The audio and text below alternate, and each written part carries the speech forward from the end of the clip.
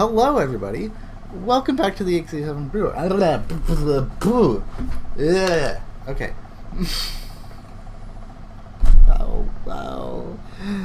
This is a mess. Okay. Hello. How's it going? Welcome to the Yakes87 World Tour.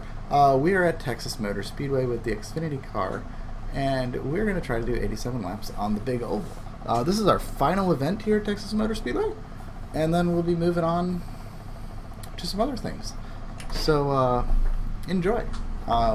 We've had some good challenges on the road course layouts and the Legends Oval, and now it's time to tackle what this track was built for, which is some really good NASCAR racing. Even though the races here have been not that great, but you know what? It is what it is. This track was built for NASCAR racing. It doesn't put on good races. That's entirely my opinion. But yeah. So we're doing 87 laps at the Xfinity car. We're going to be doing a pace lap, getting to the restart zone, and then going green. I am live on Twitch. Feel free to follow me on Twitch at twitch.tv/Yakes87. If you want to watch these live, they kind of go up whenever. I don't really have a schedule of when I sit down and do these events. They just kind of happen. So, you know, I do these live on Twitch and then edit them down, and we're going to go green right here. Green flag. But I do edit these down for YouTube so that people from the future can watch. And we've got like a documented, archived sort of series where people can watch the highlights. Sometimes I put full videos up. Some I've live streamed on YouTube just to get a little bit of variety to it. So yeah, every lap challenge is on my YouTube channel. You'll be able to check those out and enjoy those. And this is just the next episode in that. So we're running the Xfinity car at Texas Motor Speedway right now. Big difference from this one to the last one is we got a little bit of cloud cover. So hopefully that fixes some of the setup issues I was having where the thing was just getting incredibly tight. But who knows at this point. The Xfinity car is not a car I'm very familiar with. I'm not very good with it. But, you know, part of doing these challenges is to, you know, thrust myself into unfamiliar territory and try some things I wouldn't expect. Like, I don't really drive the Xfinity car, so it's like, hey, let's go drive the Xfinity car. Why not? What else got going on? So we're doing that. But the good news is, practicing this Xfinity car and practicing Texas is going to be quite useful for me moving into the future. For those of you that don't know, the Integrity Racing League Secondary Series, which is the series that runs on Tuesday nights, is switching to the Xfinity car for its second season starting in July. So, with that being said, getting some practice in the Xfinity car is going to help make me more familiar with the car and ready to tackle Season 2 of the Secondary Series head-on full force with as much speed as I can. And I'm really looking forward to that. The K&N Series is really fun. Had a couple of top 5s, a bunch of top 10s. Felt like there were a couple races this season that if I was just a little bit more prepared or a little bit more cautious in certain situations, I could have contended for a win. Not all of them, of course, but there were some races. But hoping that I can carry that momentum into continued success in the Cup Series. I had a little bit of a hiccup at Pocono, but I'm hoping that come Monday that we'll be able to have a good run at Michigan, which will be live on Twitch. Yeah, so practicing the Xfinity car, trying to get better for that. You know, trying to get better at Texas in general. It's definitely a track I struggle with. I'm not very good with Texas. So hopefully that is something that, you know, we can improve on and address. And maybe this will be one of my better tracks moving forward. Who knows? Right now we're just kind of taking it easy, running laps, trying not to burn the right front tire, just in case that was the issue I had last time. Hopefully we can make it to lap 43 and only do this on one stop. If I notice it starts getting a little dicey on 30 or 35 or something, I may come in and just do this as a 2-stop race. Just in terms of hazard prevention, because I really don't want to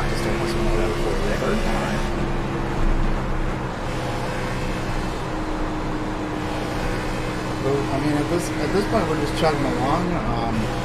You know, we're on lap 8 right now of 87, so we're already 10% of the way through. This should be over in no time. I mean, we are running some blistering fast laps right now with this cloud cover, and that is just kind of amazing. Because, I mean, you know, last time we were doing this, we were in the 31 to 32 second laps, and you know, this is our first 30 second lap. I mean, we're just blazing through this thing right now. I mean, the car's sticking on the bottom real good.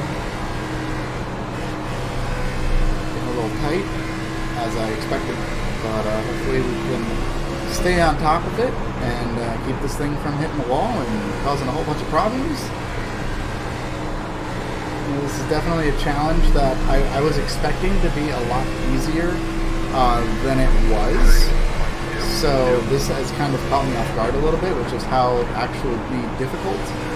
Trying to do 87 laps at Texas Motor Speedway has been, but you know, it just kind of it sent a message to me that as confident as I may be with some of these challenges, I can't take anything for granted. I need to just continue to do as much practice as I can and prepare myself as much as I can for the unexpected. Because you never know what's going to happen. I mean, you can load up a challenge, struggle with it, you load up the session, the weather's completely different, and you got to relearn some things. So, you know, every time I've been on track, I have yet to see cloud cover like this, and I'm loading all these sessions up with just iRacing random generated weather, so it's, you know, weather within the normal parameters of this racetrack. And this is the first time I've seen cloud cover like this. So this is different, and maybe this cloud cover is the little extra thing I needed to make this challenge go as smoothly as I could. But we will have to see. Anyway, we are on lap 12 right now. If you are watching on YouTube, thank you very much. We'll be with you momentarily. If you are watching on Twitch, I will be live with you for every lap. If you have any questions, feel free to shoot them in the chat. And let me know what you're thinking about this challenge. And we'll be with you in just a minute, YouTube. And so sit back and enjoy the World Tour. Thanks for watching, everybody.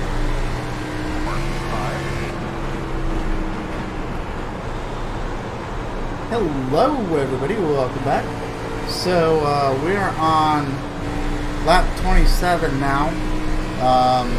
Looking at fuel, it looks like we've got about 30 laps or so of fuel left to go. Okay. So, but I'm definitely not going to run that all the way out. The latest I want to stay out is 43, which is halfway. I really don't want to stay out much past that. As you can see, it's lap 28 now, and the car has just jumped off a cliff. I mean, I have like no turn in. I have nothing. It's kind of just jumped off a cliff on me in terms of speed. I mean, we're running now 2 seconds slower, 2 whole seconds slower than the fastest lap. That one was 2.5 slower. I mean, I'm letting off on the gas, and it's just sliding right up the racetrack. I don't know.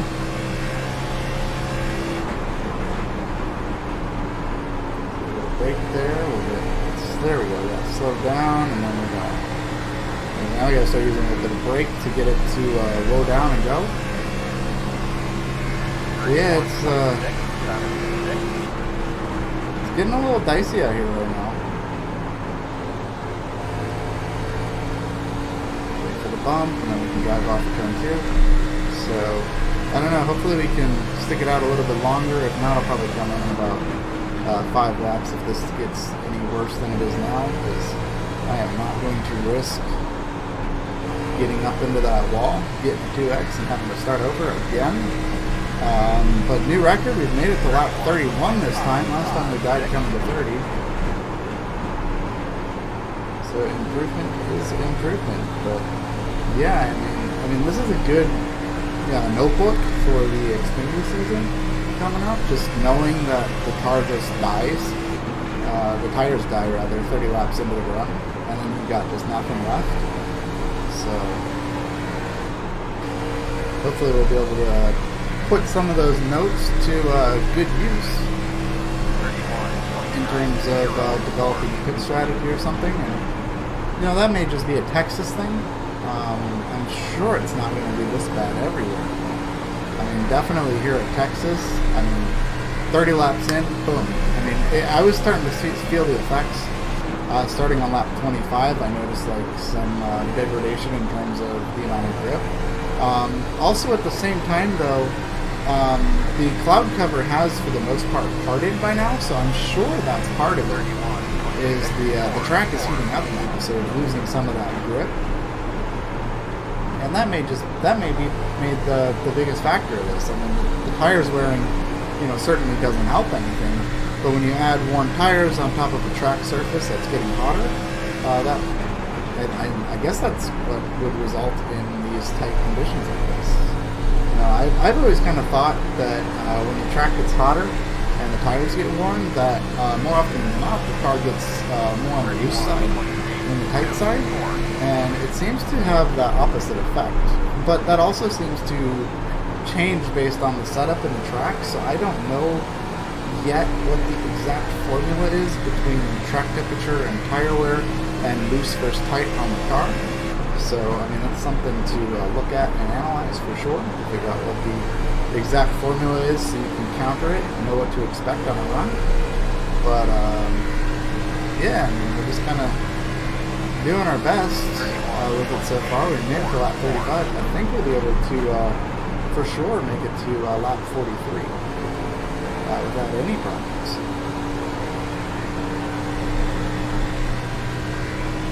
You know, at this point in the challenge, you know, we're not looking at speed right now. We're just trying to survive and get to the end. I mean, from what I've seen, using on tires, yeah. So tires are definitely worn right now. Yeah, we're going to stay up to about 43, so that's in about 7 laps. So I'm going to catch up with you guys when it's time for the pit stop. So if you're watching on YouTube, stay tuned. Pit stops are coming up. Thanks for watching.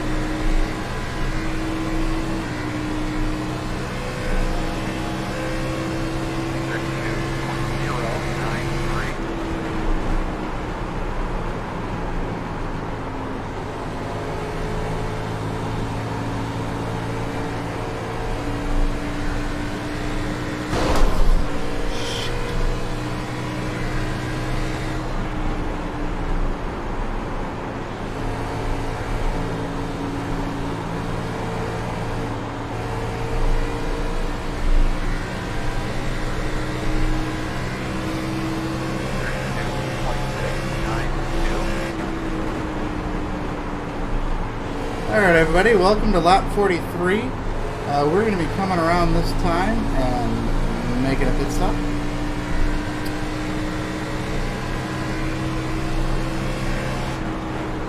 I did a lap ago. I got just a little bit too close to the outside wall in the backstretch. Thankfully, not a 2X. But it wasn't even off-corner exit, and I just brushed the wall a little bit, like an idiot. So I think there's going to be a little bit of damage on the car, but we'll see. It shouldn't be that bad. For those of you that are unfamiliar with the Yakes87 World Tour incident point system, basically on road course events, I am limited to 3 strikes. And a strike is used anytime I get a 2X loss of control, just because a lot of the road cars, they're very difficult, and I'm not like a good road course racer, so I try to limit my mistakes to 2 mistakes. If I spin out 3 times, that's a start over. Any 2X contact by hitting a wall or something is an immediate restart, because I'm too far left. That means, okay. Too far left. Now I'm too far forward. Okay, just give me the tires. 10 seconds of damage. Okay, so we're gonna look at this. But anytime I get a 2X wall contact, that is a failure and a start over. So loss of control, 2 strikes, That's it. Obviously on oval tracks, there should be no reason for it to spin out. So oval tracks, a 2X, anything is a immediate restart. So we have completed 44 laps so far. I'm just going to get this fixed, and then we're going to go. So we have just a little bit left to go. We're just past halfway now, so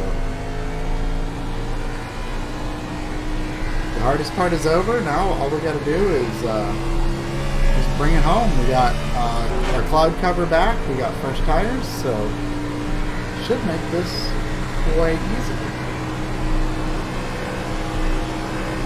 And there's the cloud cover not on here. Yeah, I'm thinking by the time I get to the next stage, or maybe even stage 3, the 3-strike rule on the road course events, I may harshen that up a little bit and change that from 2 mulligans to just 1. But you know, I'm still like learning this format. I'm kind of used to it by now. But in terms of just running the road course events, still learning road cars. I know we got a couple of really difficult ones coming up at some point here. I gotta look at the schedule again. You know, I'm doing the best I can, and I want to make this fair to me. You know, I'm driving by myself, so you know, if I spin out on a road course, you know, sometimes things happen. Sometimes the brakes lock up or something like that.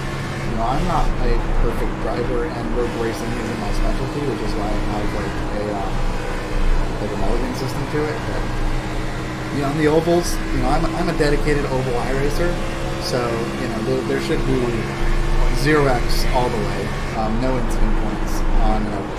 So. But lap 48, 47 laps in the books, means we've got just 40 laps to go at Texas Motor Speedway with Yakes87. That feels good to say. We're almost done with this. And this track has been a monster. I mean, honestly, it hasn't been too bad. I feel like Coda was worse and there was hot layouts. But I mean, Texas had 6 different layouts. But I mean, all of them were really short. So I don't know. It's one of those things where it's just like, there's not as many at Coda, but like, they were all like hours long, and it just made Coda take forever. Whereas with Texas, it's been mostly the same setting, but it's been in short doses, so it doesn't seem like it's as bad. We were at Daytona for the longest time. There's a lot of events at Daytona, and I was kind of starting to get tired of Daytona, but then I didn't, so it just kind of worked out, I guess. Let's see. After Texas, we're going to Chili Bowl up in Oklahoma with Dirt Midget. That's going to be an interesting one. And then after that, we're going to a Wild Horse Motorsports Park just outside of Phoenix, Arizona, with the Lucas Oil Off-Road Pro 2, which is new to the service. I did test. You can pit for fuel with that car, which means it is possible to do 87 laps with it without having to split it up into segments like I did with Rallycross. So Lucas Oil Off-Road after the Chili Bowl. So we're going to be doing a little bit of dirt racing, and then after that we're going to Phoenix, and we'll be running the Phoenix with no dog leg with the Dallara DW12. So we're going to be doing some IndyCar oval and take a little break from the NASCAR stuff for a bit. And then we got the old Phoenix track had 2 unique layouts. The road course with the Lotus 79, and of course they had a rallycross track. So we're going to be doing another rallycross event soon. That's all what's coming up next. Old Phoenix, the old Phoenix Oval, and the Oval with open dogleg are going to be pushed. They're not going to be run on first pass of the tour because I'm trying to keep that 2 unique track events first. But that doesn't mean they won't get done.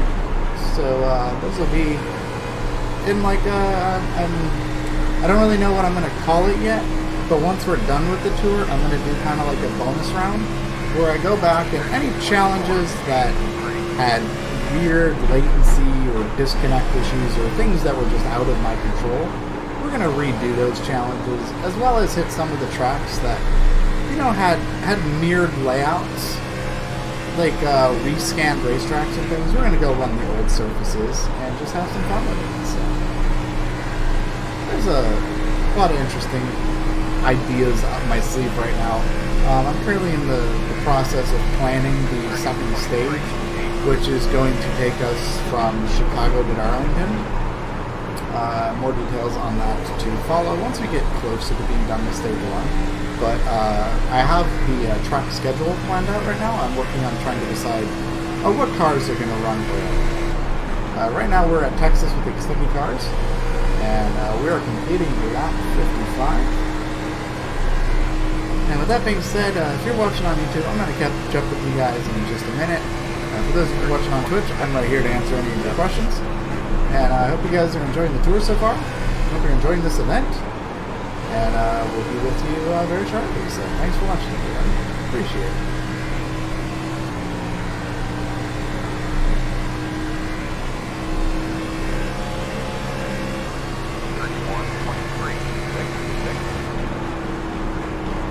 Hello everybody, welcome back for those of you watching on YouTube. Lap 77 is what we're on right now. We got 10 laps to go. I do have my friend Adam is in Twitch chat right now. I gotta find a way to get Twitch chat to show up on my stream. I didn't figure out how to do that. But right now we are just trying to get these laps done. But, yeah, Adam says hi everybody watching on YouTube right now. But I don't have Twitch chat on my recording. I don't have it on my stream or anything like that. I guess I gotta look into figuring out how to do that. But here we are. But just a couple laps to go. Adam was helping me figure out. Apparently, I've been driving this thing along for all 87 laps both times. So, something to take a look at. I'm gonna check with him when this is over and figure out what we're doing wrong. And we'll get that fixed by the time the Integrity Secondary Series pops up, so I can go kick some serious butt. Run this Xfinity car.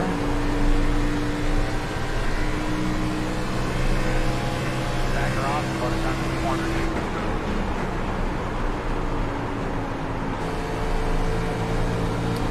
Oh, then back her off. What kind of message was that? I don't know. We don't have the schedule yet. I can only assume Texas will be on there.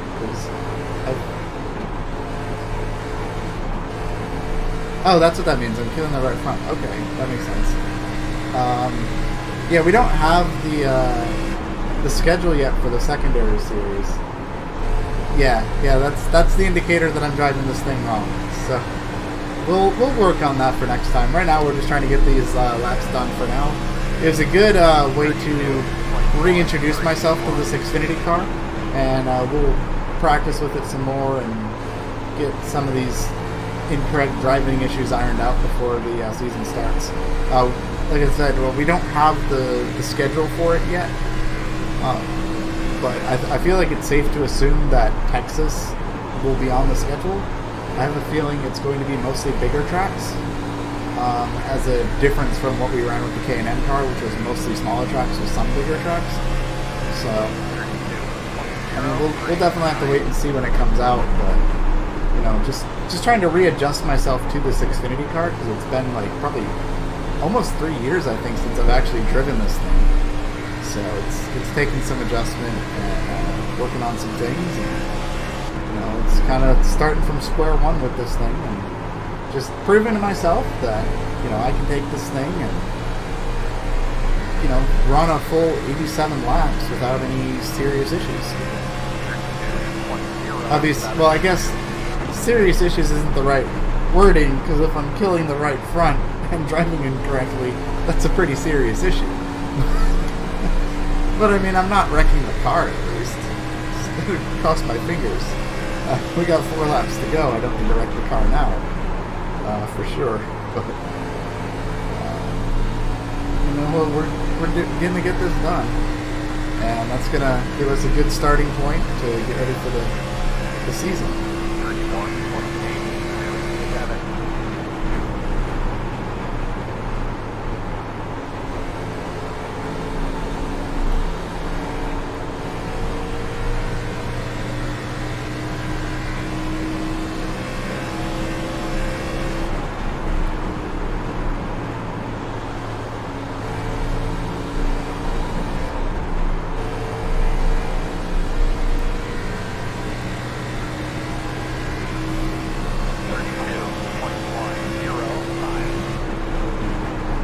Yeah, I can definitely see that. I mean, these tires are just so worn right now, I can't do anything with it off the tube.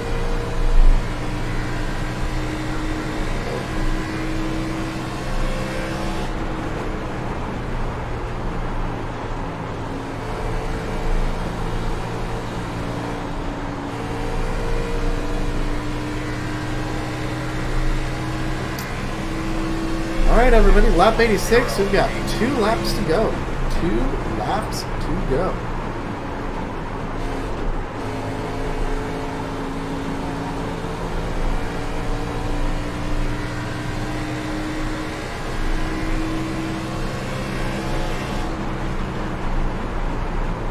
Yeah, I hate to say it. Possible sticks in the air, yeah.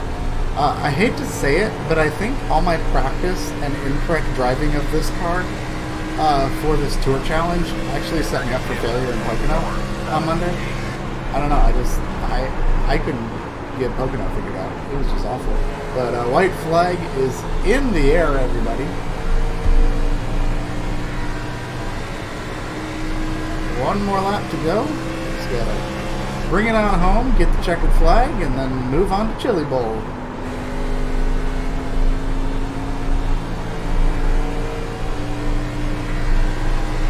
There it is, everybody, off at turn number 4, checkered flag on the Yakes87 World Tour, event number 26. That is a lot of laps. That is a lot of laps. I've actually got... That's a lot of laps. That's so many laps. So, thank you guys for watching. If you're watching on YouTube, thank you very much. And if you're here on Twitch, thank you very much as well. So, hope you enjoyed the tour, and we'll see you guys in Chili Bowl. So, thank you for watching, everybody.